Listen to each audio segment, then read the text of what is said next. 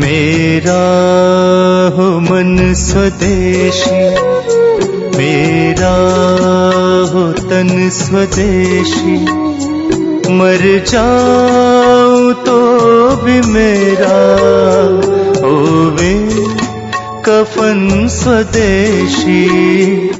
अभी है high blood pressure, रक्त का ऊंचा दबाव, अस्थमा, पेट की कब्जी, और इसमें भी फिर आ गया है त्वचा का कालापन। वो मैं उत्तर दे चुका हूं। अब मैं आ जाता हूं, ब्लड प्रेशर हाई है।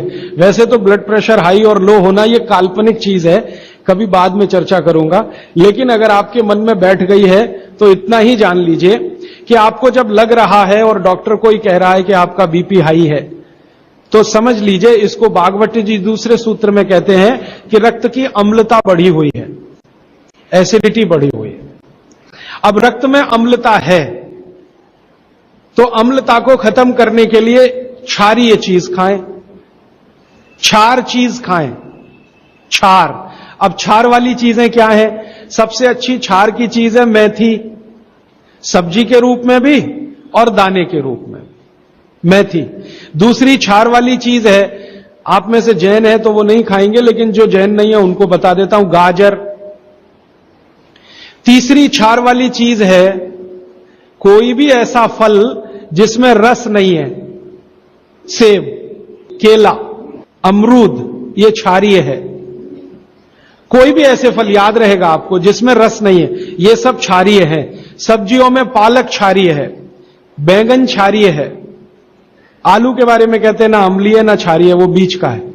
तो जो सब्जियां आपको क्षारीय हैं और जो मसाले माने औषधियां क्षारीय, इनका उपयोग करें तो अम्लता अपने आप कम होगी, तो ब्लड प्रेशर कम होगा, तो ट्राइग्लिसराइड कम होगा, मोटापा भी कम होगा, सब कुछ कम होगा आपका। तो हमेशा याद रखें। तो मेथी दाने का उपयोग मैंने बता दिया है, पानी में डाल के रात को छोड़ दें, सुबह उठकर दाना चबा के खाएं, पीछे से पानी पिए। गाजर का उपयोग बता दिया, कद्दूकस में घिसें, गाजर ले लें, वो कद्दूकस की गाजर को खा लें। और क्षारीय चीज मेथी की सब्जी रोज खाएं, पालक की सब्जी रोज खाएं। हरे पत्ते की कोई भी सब्जी क्षारीय होती है, और फल जिसमें रस नहीं है वो सब क्षारीय होंगे। बस याद इतना ही रखें। तो आप अगर उपयोग करेंगे तो हाई ब्लड प्रेशर तो जाएगा ही, उसके साथ ब्लड कोलेस्ट्रॉल कम रहेगा, ट्राइग्लिसराइड कम रहेगा, मोटापा कम होगा, पेट आपका कम होगा, और उसके अंत में हार्ट अटैक आएगा नहीं। ब्लॉकेज भी है तो निकल जाए। और एक क्षारीय चीज में भूल गया बताना, लौकी, दूधी।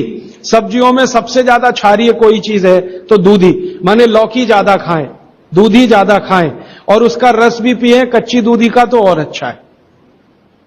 जितने भी हाई बीपी के मरीज हैं उनके